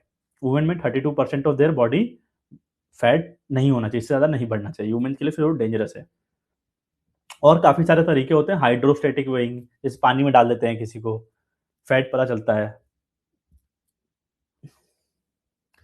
ठीक है। तो ये सारे थे बॉडी फैट परसेंटेज मेजर करने के। अब आते हैं चौथे नॉन कम्युनिकेबल डिजीज पे, वो हमारा आर्थराइटिस, ठीक है। काफ़ी डिटेल में मैंने पढ़ाया आपको ओबेसिटी को भी। सबसे इंपॉर्टेंट क्या था, तब तक फटाफट आप लोग बता दीजिएगा। ओबेसिटी सभी लोगों को क्लियर है कि नहीं है? ओबेसिटी मैंने बताया क्रोनिक डिजीज होता है। कैसे होता है? बढ़िया खा पी रहे हैं, जिंदगी जी रहे हैं, हो रहा है, ठीक है, खेलना वाला बंद कर दिए तब होना चालू हो जाता है धीरे धीरे। तो उसका फॉर्मूला क्या होता है? बीएमआई निकालने का इंपॉर्टेंट है, ये पूरा स्लाइड से क्वेश्चन फिक्स है, आएगा ही आएगा। बाकी सब तो थोड़ा थोड़ा नॉलेज रखिएगा, बस कैसे मेजर करते हैं उतना इंपॉर्टेंट नहीं है। अब आते हैं चौथे वाले पे। अगला है हमारा पानी में। देखो पानी में जब आप स्विमिंग पूल में जाते हो तो बॉडी कैसे ऊपर आता है? और बोलोगे कि सांस अंदर भर लेते हैं तो बॉडी फ्लोट करने लगता है। हाइड्रोस्टेटिक वेइंग भी होता है, ठीक है, स्विमिंग पूल के अंदर, जिसमें आपका फैट हटा के वो मेजर करता है वेट आपका कितना हो रहा है, एक्चुअल वेट, उससे भी फैट पता चलता है। अब आते हैं आर्थरिटीज पे। अब आर्थरिटीज नाम से आपको क्लियर होगा, बोलेंगे सुना होगा पेरेंट्स लोग को जॉइंट्स में पेन हो रहा है, आर्थरिटीज हो रहा है, तो इसको हिंदी में बोलते हैं वात रोग या गठिया टाइप, ठीक है। जॉइंट्स में बेसिकली पेन होता है आपका आर्थरिटीज में। तो arthritis is the swelling and tenderness, नाजुकपन टाइप हो गया, स्वेलिंग हो गया वन और मोर जॉइंट्स। आपका कोई भी मान लीजिए कोई भी जॉइंट है बॉडी का, वहां पे स्वेलिंग हो रहा है, नाजुकपन आ रहा है, तो उस कंडीशन को बोलते हैं arthritis. So the main symptoms of arthritis are joint pain and stiffness. Joint एकदम स्टिफ हो गया, सूज गया है, पेन हो रहा है, which typically worsen with age, मतलब जैसे जैसे आपका एज बढ़ते जाता है ना, और वो खराब होते जाता है और प्रॉब्लम होने लगती है। बोलते हैं ना जैसे पेरेंट्स बूढ़े होते हैं, जैसे जैसे एज बढ़ते जा रहा है उनके जॉइंट से पेन चालू हो जाता है। अब ये होता कैसे, क्या क्या टाइप्स हैं उनको भी हम देखेंगे। So the most common types of arthritis are osteoarthritis and rheumatoid arthritis. अब ये दो कॉमन टाइप के हैं, ऑस्टियो आर्थरिटीज। ऑस्टियो आर्थरिटीज मतलब, ऑस्टियो मतलब होता है बोन से रिलेटेड, ओस्टियोलॉजी बोलते हैं, ऑस्टियोलॉजी स्टडी ऑफ बोन्स, तो बोन से रिलेटेड ऑस्टियो आर्थरिटीज, और एक होता है रिमेटॉइड आर्थरिटीज, ठीक है। तो अब बात करते हैं ऑस्टियो आर्थरिटीज के बारे में। तो क्या बोला है, ऑस्टियो आर्थरिटीज कॉजेस कार्टिलेज। अब कार्टिलेज क्या होता है बेसिकली देखिएगा, समझिएगा ध्यान से, ठीक है, बात मत करिए चैट बॉक्स में, बाद में कर लीजिएगा, समझ लीजिए पहले जो समझाया जा रहा है। अब ऑस्टियो आर्थरिटीज क्या होता है, जो आपका कार्टिलेज है, जैसे मान लीजिए दो हड्डी है, ठीक है, दो हड्डी है, अब हड्डी के ऊपर में क्या होता है, एक लेयर बना रहता है हल्का सा, जो कुशन टाइप काम करता है बेसिकली, कि जॉइंट आपस में घिस ना जाए, वियर एंड टियर ना हो जाए, तो यहाँ पे कार्टिलेज लगा रहता है, दूर थोड़ा सा कुशन वगैरह के लिए काम करता है, फ्रिक्शन बना रहे, ज्यादा घिस ना जाए आपस में दो हड्डियां मिलकर, तो इसके लिए कार्टिलेज लगा रहता है। अभी जब कार्टिलेज में प्रॉब्लम आती है, उस कंडीशन को बोलते हैं ऑस्टियो आर्थरिटीज। वही बोला है, causes cartilage the hard slippery tissue that cover the end of bones where they form a joint to break down. अब ये दिख रहा है आपको कार्टिलेज में अगर ब्रेक डाउन आएगा तो, नहीं दिख रहा है, ये बड़ा कर देते हैं, अब आपको दिख रहा होगा। तो ये मान लीजिए ये हेल्दी जॉइंट है, ठीक है, मेरा कार्टिलेज बढ़िया कवर करके रखा है, मेरे बोन्स को प्रोटेक्ट करके रखा हुआ है। अब यहाँ पे इन कार्टिलेज में अगर प्रॉब्लम आएगी तो वो कंडीशन कहलाएगी ऑस्टियो आर्थरिटिस। दिख रहा है, क्लियर है? अब आते हैं दूसरे वाले कंडीशन पे, वो आपका रूमेटॉइड आर्थरिटिस। तो ये क्या बोला है, it is a disease in which the immune system attacks the joints. अब क्या बोला है, आपका बॉडी का खुद का ही इम्यून सिस्टम जो आपको बीमारियों से बचा के रख रहा था, आपको जल्दी होने नहीं दे रहा था, वही आपके जॉइंट्स को अटैक कर दे रहा है, तो इसीलिए बोलते हैं रूमेटॉइड आर्थरिटिस को ऑटो इम्यून डिसऑर्डर, आपका ऑर्डर खराब कर रहा है, ठीक है, तो इसलिए क्या बोलते हैं, ऑटो इम्यून डिसऑर्डर बोलते हैं, क्योंकि यही आपके जॉइंट्स को हानि पहुंचा रहा है। Beginning with the lining of joints, तो जॉइंट से स्टार्ट होता है। तो दिख रहा है आपको रूमेटॉइड आर्थरिटिस में क्या हो रहा है, मान लीजिए मेरा जॉइंट है, अब यहाँ पे स्वेलिंग आ गया है, तो ये दिख रहा है आपको उंगली पूरा ऐसे सूज गया है, ऐसे ऐसे जहां जहां जॉइंट से वहां सूजन दिख रहा होगा आपको, तो ये कंडीशन होता है रूमेटॉइड आर्थरिटिस में। और एक तीसरा और चौथा भी है, उतना इंपॉर्टेंट नहीं है पर पढ़ लेंगे, वो आपका गॉटी आर्थरिटिस, और एक आपका सेप्टिक आर्थरिटिस। गॉटी आर्थरिटिस क्या होता है, which forms when there is too much uric acid in your blood can cause gout, मतलब गाठ टाइप बन गया है, ठीक है, क्योंकि आपके ब्लड में यूरिक एसिड बढ़ जाता है जब मात्रा, तब ये कंडीशन होता है, उसको बोलते हैं गॉटी या फिर गॉट आर्थरिटिस बोलते हैं। फिर है आपका सेप्टिक आर्थरिटिस। सेप्टिक आर्थरिटिस क्या होता है, ये आपका इन्फेक्शन होता है, आपके जॉइंट में, जहां जॉइंट है ना वहां पे बैक्टीरियल कुछ इन्फेक्शन आ जाएगा, तो आपका जॉइंट का जो स्पेस था, जो दो हड्डी को जोड़ के रखा था, यहाँ पे कुछ प्रॉब्लम आएगी, तो उस बैक्टीरिया से प्रॉब्लम अफेक्ट हुआ था, उसको बोलेंगे सेप्टिक आर्थरिटिस। तो क्लियर है? फर्स्ट वाला फिर से एक बार एक्सप्लेन कर दो। फर्स्ट वाला है आपका ऑस्टियो आर्थरिटिस। देखिए कार्टिलेज को लॉन्ग टर्म के लिए अगर आपको हेल्दी रखना है तो क्या करें, बढ़िया डाइट लीजिए, मेंटेन करके रखिए, प्रॉपर एक्सरसाइज करिए, एक होता है ना मूवमेंट, बोलते हैं कोई भी हम मूवमेंट कर रहे हैं तो एफिशिएंसी होना चाहिए आपके मूवमेंट्स में। आप गलत तरीके से हाथ घुमाओगे तो हाथ टूटेगा ही ना, वही होता है एफिशिएंसी होना चाहिए, चलने का सही ढंग होना चाहिए। तो ये सब चीज़ें हम कर सकते हैं, अच्छा डाइट ले सकते हैं इसको चीज़ों को बचा के रखने के लिए। तो ऑस्टियोआर्थराइटिस आपका क्या बोला है, कार्टिलेज में, कार्टिलेज बोन्स के कवरिंग में होता है, ठीक है, जो वियर एंड टियर वगैरह से बचा के रखता है, थोड़ा स्लिपरी देता है, थोड़ा सॉफ्टनेस प्रोवाइड करता है, कुशन की तरह आपको जॉइंट्स को काम करता है कार्टिलेज। जब इन कार्टिलेज में प्रॉब्लम आती है तो वो कहलाती है ऑस्टियोआर्थराइटिस, ठीक है। और कोई दूसरा क्वेश्चन पूछा था किसी ने, रिमाटॉइड आर्थराइटिस, इसको ऑटो इम्यून डिसऑर्डर बोलते हैं क्योंकि आपका खुद ही का बॉडी आपके जॉइंट्स को हार्म पहुंचा देता है, तो उस कंडीशन बोलते हैं रिमाटॉइड आर्थराइटिस। गॉटी आर्थराइटिस क्या बोला है, जब आपका ब्लड में यूरिक एसिड बढ़ जाता है। और चौथा बोला सेप्टिक आर्थराइटिस, ये आपका बैक्टीरिया से आपके जॉइंट्स को अफेक्ट कर देता है, ठीक है, क्लियर है शायद। अब बात करते हैं कॉजेस ऑफ आर्थराइटिस। आर्थराइटिस कैसे होता है basically, wear and tear, wear and tear मतलब घिस इसके, मान लीजिए दो दो हड्डी है, अब यहाँ पे कार्टिलेज इसको बचा के रखा जो कुशन का काम कर रहा है, अब ये कार्टिलेज प्रॉब्लम हो गया तो हड्डियां मेरी घिसेंगी, तो वियर एंड टियर से हो सकता है। ऑटो इम्यून सिस्टम से हो सकता है, आपका बॉडी खुद ही नुकसान पहुंचा दे रहा है, आपका इम्यून सिस्टम अटैक कर दे रहा है जॉइंट्स को।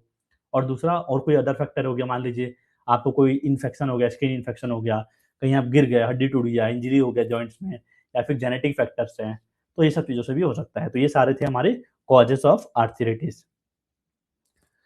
लवकुश आपका भी रिप्लाई करूंगा, एक बार पढ़ा लेने दो, ठीक है, अभी आता हूँ आपके ऊपर भी। अब आते हैं सिम्टम्स ऑफ आर्थराइटिस, क्या क्या लक्षण है जब आर्थराइटिस आ रहा है तो क्या बोला, जॉइंट्स में पेन होगा, स्टिफनेस लगेगा, खुजली होगा बार बार, स्वेलिंग हो जाएगा, रेडनेस हो जाएगा, आपका रेंज ऑफ मोशन खराब हो जाएगा, मूवमेंट नहीं कर पाएंगे, जॉइंट डिफॉर्मिटीज आपको कुछ ना कुछ होने लगेंगी। तो ये सारे आपके लक्षण थे जो आपके होते हैं आर्थराइटिस के।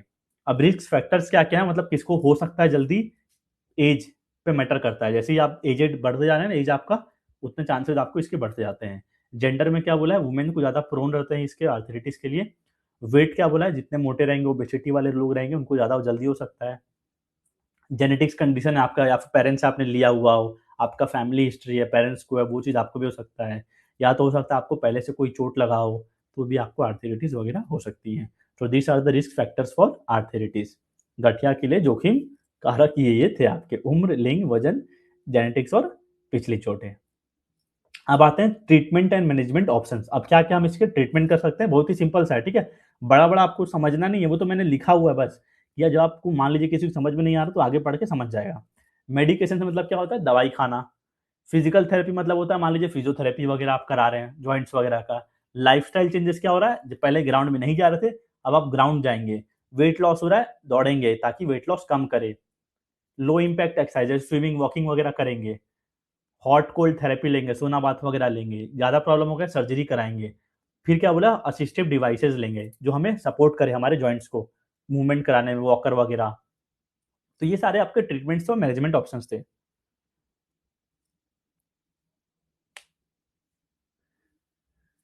ठीक है। तो आपका ये टॉपिक क्लियर हो गया। अब देखिए पढ़ लीजिए, कुछ नहीं हो रहा है, बता रहा हूँ मैं, बहुत ईजी है, एक बार पढ़ लोगे ना, बस आपको क्या करना है, आप तो इतना बढ़िया से शांति से सुनने आए हो, बढ़िया सुनिए समझिए, बहुत ही काम आने वाला है बता रहा हूँ। इतना आपको ग्रेजुएशन में भी पढ़ने को नहीं मिलेगा, जब कॉलेज में एडमिशन ले लेंगे तब भी नहीं मिलेगा। तो आप ये मत सोचिए क्वेश्चन कैसा आ रहा है, क्वेश्चन कहीं से भी उठा के दे सकते हैं। तो इतना बोला, think about the skies, even if you fall you can land on trees. तो उस हिसाब से तैयारी रखिए अपनी। मैं बोला था ना जो पढ़ने आए बच्चे, मैं 250 में से 250 के लिए पढ़ा रहा हूँ, जिनको 100% स्कोर करना है। अगर मैं 250 में से 250 को पढ़ाऊंगा ना, तो गिरे से गिरे हाल में कम से कम आपका 220 से ऊपर आना चाहिए। और जो बच्चे अच्छे से पढ़ेंगे सब चीज़, उनका 250 में से 250 भी आएगा। तो इसीलिए आपको बताइए, इतना कौन देगा आपको। पीवाईक्यूज भी करा रहा हूँ, पीवाईक्यूज बाद कुछ एमसीक्यूज करा रहा हूँ, फिर पढ़ने के बाद जाके टेस्ट भी दे देना है। तो करते चलिए, आपको लॉन्ग टर्म में बहुत ही बेनिफिट मिलेगा, ठीक है। अब आते हैं पीवाईक्यूज पे। सभी लोगों को क्लियर है आज के टॉपिक्स, फटाफट बता दीजिए चैट बॉक्स में।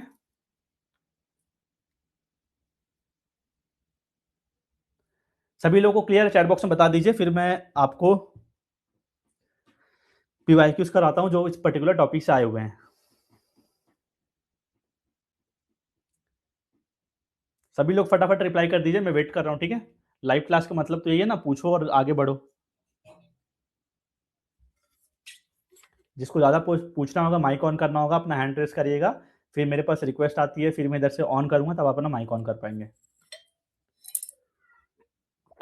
चलिए तो एमसीक्यूज के लिए फटाफट रेडी हो जाएगा, फटाफट आंसर आ जाना चाहिए। देखिए पोल के लिए मुझे टाइम लगेगा, पोल के लिए क्या होता है पीडीएफ में कन्वर्ट करना पड़ता है, और अभी जो मैं पढ़ा रहा हूँ पीपीटी से पढ़ा रहा हूँ। तो कल की क्लासेस से मैं कोशिश करूंगा आपके लिए पोल जनरेट कर पाऊँ। ठीक है, अभी चैट बॉक्स में आंसर करिएगा, कल से मैं पोल जनरेट करा दूंगा आपके लिए। ठीक है,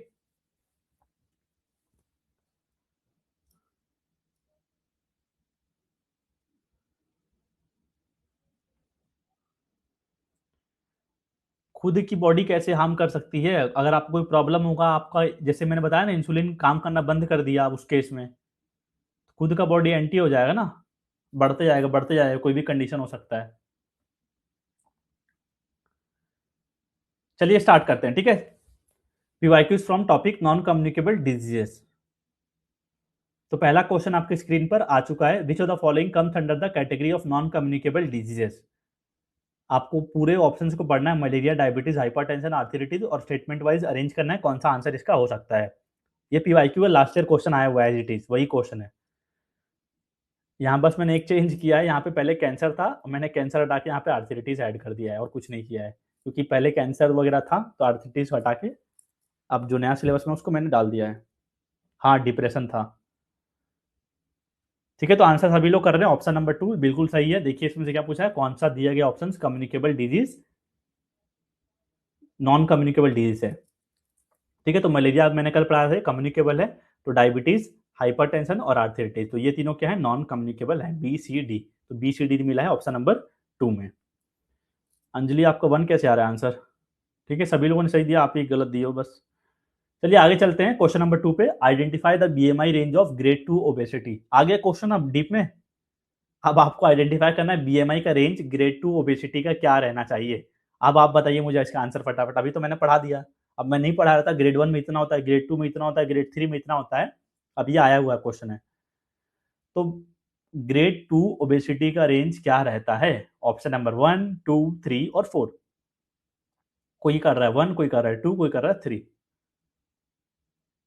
तो यहाँ पे क्या पूछा, ग्रेड 2 का पूछा है, ग्रेड 2 का क्या होगा, 35 टू 39.9 होगा। तो एक बार चार्ट को वापिस से दिखा दो आपको, जो मैंने बताया था अभी ग्रेड वाला, कितना में कितना रहता है, अंडर वेट का बीएमआई रहता है लेस देन 18.5, नॉर्मल वेट का 18.5 टू 24.9, बीएमआई का रहता है ओवरवेट का 25 से 29.9, फिर अलग अलग क्लास 1, क्लास 2, क्लास 3 का रहता है। अब समझ गए ना, लास्ट ईयर ये क्वेश्चन आ चुका है, अब इस साल कैसे क्वेश्चन आते हैं देखिए कैसे आता है। अब यहाँ ग्रेड 2 था, अब यहाँ पे ग्रेड 3 कर देगा इस साल क्वेश्चन में, या ग्रेड 1 कर देगा, ऐसे ही बस क्वेश्चन होता है, पेपर का पैटर्न वही रहता है, बस ऊपर नीचे वैल्यू चेंज हो जाता है। फिर से बता तो दिया आपको, स्क्रीन पे दिखा तो दिया चार्ट इसका। चलिए आगे चलते हैं नेक्स्ट क्वेश्चन पे, which one of the following disease is called due to inadequate secretion of the insulin hormone. Inadequate secretion होगा, निम्नलिखित में से कौन सा रोग इंसुलिन हार्मोन के अपर्याप्त स्राव के कारण होता है? हाइपरटेंशन, डिप्रेशन, डायबिटीज और माइग्रेन। क्या हो जाएगा? इंसुलिन के इनएडिक्वेट सिक्रीशन से, इनएडिक्वेट मतलब जितना चाहिए उतना नहीं हो रहा है, उसके कम सिक्रीशन से, तो क्या होता है, डायबिटीज होता है, इतना अच्छे से पढ़ाया ना मैंने, तो आंसर क्या हो जाएगा आपका, डायबिटीज हो जाएगा। तो ये मेरे हिसाब से 3 ही क्वेश्चन थे जो आए हुए थे नॉन कम्युनिकेबल डिजीज से लास्ट ईयर। ठीक है, मैंने देखा सारे पेपर को 3 क्वेश्चन से मिले नॉन कम्युनिकेबल डिजीज के। अब आगे बढ़ते हैं, कुछ और एमसीक्यूज हैं जो एड ऑन थी, उसको भी कर लेते हैं फटाफट, और ये होंगे कैसे, ये होंगे आपके रैपिड फायर, तो यानी कि फटाफट आंसर करना है। एक चीज ध्यान रखिएगा, जो क्वेश्चंस लंबे होंगे ना, लॉन्ग स्टेटमेंट वाले, वहां पे आपको समझ में आता है 1 2 3 4 आप करेंगे, बस नहीं 5 मिनट, 4 मिनट में फटाफट 10 क्वेश्चन कराऊंगा, 4 मिनट है, 8:30 बजे क्लास को खत्म कर देंगे। ठीक है, 4 मिनट में फटाफट आपको आंसर करना है, 10-12 क्वेश्चन फटाफट कराऊंगा, पूरा आंसर करिएगा। जैसे मैं दे दिया डायबिटीज, तो डायबिटीज लिखिएगा, अब 1 2 3 करते रहो तो मुझे समझ नहीं आता कौन सही दे रहा है कौन गलत दे रहा है। अब साइड में मैं चैट्स भी देख रहा हूँ ना आपके, तो मुझे पता चलता है कौन बच्चा सही आंसर दे रहा है। जैसे कल एक बच्चा था बहुत ही सही आंसर दे रहा था, किसी ने टाइप भी किया था कि चैट बोट यूज कर रहा था क्या, फटाक से आंसर कर रहा था। ठीक है, तो आपको नाम भी मुझे पता रहता है। फटाफट रेडी हैं आप सभी लोग? चलिए स्टार्ट करते हैं rapid fire round. So let's start now. Which organ produces insulin, कौन सा ऑर्गन इंसुलिन को प्रोड्यूस करता है, लिवर, पेनक्रियास, किडनी, स्टमक। फटाफट आंसर करिए, प्रोड्यूसेस इंसुलिन। हाँ, मुर्शिद ताकल, पेनक्रियास, हिमांशु का पहला आ गया। ठीक है, जिसका पहला जो जो पहला आंसर देगा उसका नाम लूंगा मैं, आंसर हो जाएगा कौन सा हार्मोन प्रोड्यूस करता है इंसुलिन को? पैनक्रियास करता है। Moving on to the next question, question number 2, here it comes on your screen, which type of diabetes is most common? कौन सा मोस्ट प्रोन है, मोस्ट कॉमन है? टाइप 1, 2, जेस्टेशनल और प्री डायबिटीज?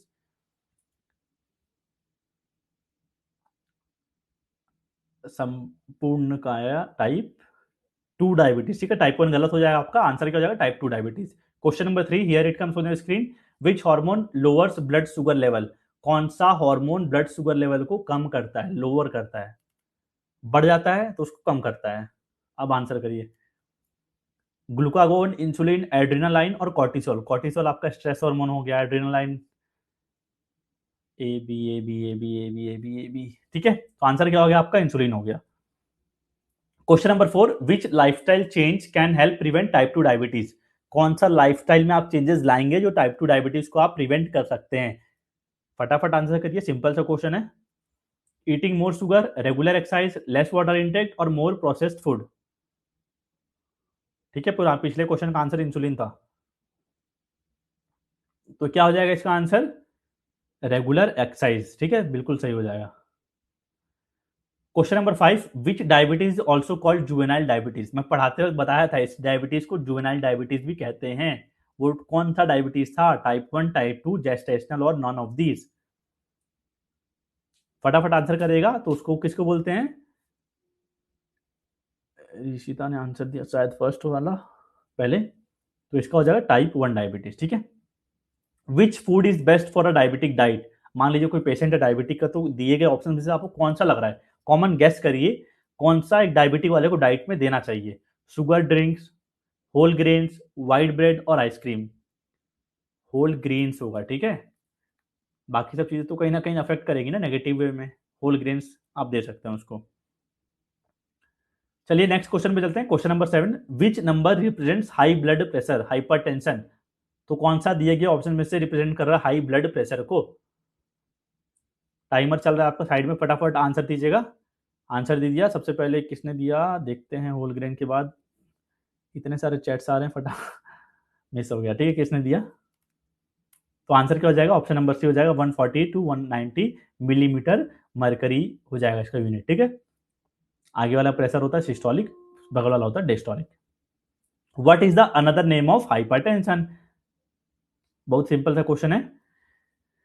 हाइपरटेंशन का दूसरा नाम क्या है? वो है आपका लो ब्लड प्रेशर। कौन बोल रहा है? बी सी करोगे तो पता कैसे चलेगा मुझे क्या कौन सा आंसर करो आप?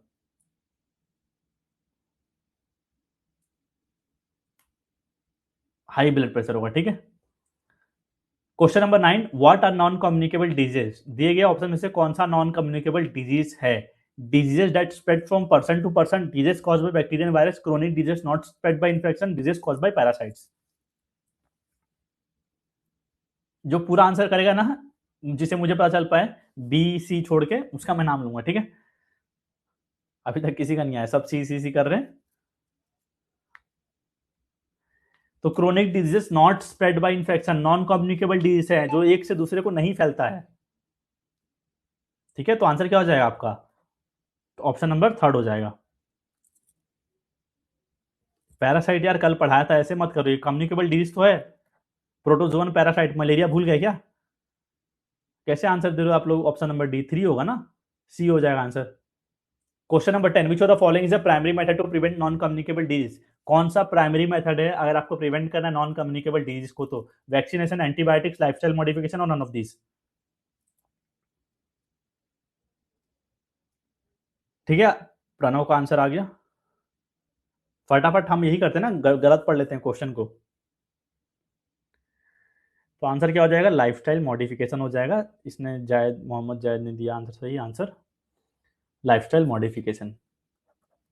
मूव ऑन करते हैं, लास्ट क्वेश्चन है शायद, विच of the following is not a non communicable disease? दिए गए ऑप्शन में से कौन सा नॉन कम्युनिकेबल डिजीज नहीं है? क्वेश्चन को ध्यान से पढ़िएगा, यहाँ पे नॉट लिखा हुआ है। डायबिटीज, हाइपरटेंशन, डेंगू और कैंसर। अब इसका आंसर कौन दे रहा है? नॉन कम्युनिकेबल डिजीज नहीं है।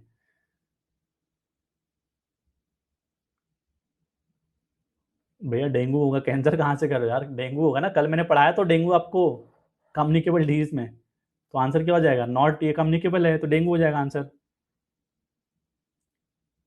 ठीक है, तो that was all for today, इतना हमने पढ़ लिया और ये हमारा टॉपिक भी कंप्लीट हुआ। लेकिन अभी आपका क्लास खत्म नहीं हुआ है, आपको जाके ऐप में क्या करना है, टेस्ट देना है। ठीक है, देखिए अभी आप लोग पूछ रहे थे ना मुझे, सर लैपटॉप में जैसे क्लास को कैसे एक्सेस कर सकते हैं, आपको गूगल में सर्च करना है, जैसे डिकोडिंग स्पोर्ट्स वेबसाइट डालेंगे तो आ जाएगा। ठीक है, तो ये वेबसाइट में जाएंगे ना तो यहाँ पे ओपन आता है, यहाँ पे लॉगिन करना पड़ता है आपको। ठीक है, तो यहाँ पे अपना फ़ोन नंबर डाल दीजिएगा। मैं बता दे रहा हूँ एक बार लैपटॉप पे कैसे करते हैं। जैसे लॉगिन पासवर्ड कर लीजिए या फिर लॉगिन विथ ओटीपी कर लीजिए। मान लीजिए मुझे पासवर्ड याद नहीं है, तो यहाँ पे मैंने क्या कर लिया, लॉगिन विथ ओटीपी कर लिया। तो ओटीपी मेरे फ़ोन में आ जाएगा, मैं वेट कर लेता हूँ ओटीपी का। आ गया 3901, तो यहाँ पे डालते हैं 3901। ठीक है, तो ये क्या हो गया, लॉगिन हो गया। तो जैसे ही यहाँ पे लॉगिन होगा ना वेब में, आपके फ़ोन से लॉग आउट हो जाएगा। तो एक जगह पे एक टाइम में एक ही जगह लॉगिन होगा। तो आपको जाना है कहाँ पे, पेड कोर्सेज में। ये आपका बैच है सीयूटी यूजी का। व्यू कंटेंट में जाइएगा, देखिए लाइव चल रहा है ना क्लास, तो यहाँ पे लाइव में दिखा रहा है। मुझे कहाँ जाना है, कंटेंट में जाना है। अब कंटेंट में जाऊँगा तो ये तो पुराने पीवाईक्यूज हो गए, बैच का कंटेंट हो गया, पिछले बैच का नया सिलेबस हो गया। आपको जाना है new live batch, toppers batch में। आपको कौन सा यूनिट ओपन करना है, unit number 1, health status and programs. ये लेक्चर यहाँ पे मिलेगा आपको, टेस्ट इसके 2 यहाँ मिलेंगे, नोट्स यहाँ मिलेगा, माइंड मैपिंग नोट्स यहाँ मिलेगा। तो कहाँ जाऊँगा मैं, टेस्ट में जाऊँगा। अब आज का मैंने टेस्ट अपलोड कर दिया है, तो आप जाइएगा टेस्ट को यहाँ पे क्लिक करिएगा और स्टार्ट करिएगा। एग्री एंड कंटिन्यू करिए। ठीक है, तो ये क्वेश्चन आपका स्टार्ट हो गया टेस्ट। तो क्लियर है सभी लोगों को कैसे अटेम्प्ट करते हैं, उसी में आपका नोट्स मिल जाएगा। नोट्स को ओपन करिएगा, साइड में आपका बटन होता है, एक 3 डॉट होता है ना, तो एक्सपोर्ट पे क्लिक करेंगे तो आपको पीडीएफ भी डाउनलोड हो सकता है फ़ोन में। Okay, thank you for joining the class. मिलते हैं कल अगली क्लास में, अगले टॉपिक को पढ़ेंगे। ठीक है, कल आपको दिखाऊंगा कैसे डीप डीप क्वेश्चंस आए हुए थे कल वाले टॉपिक से। ठीक है, चलिए, tata bye bye, good night.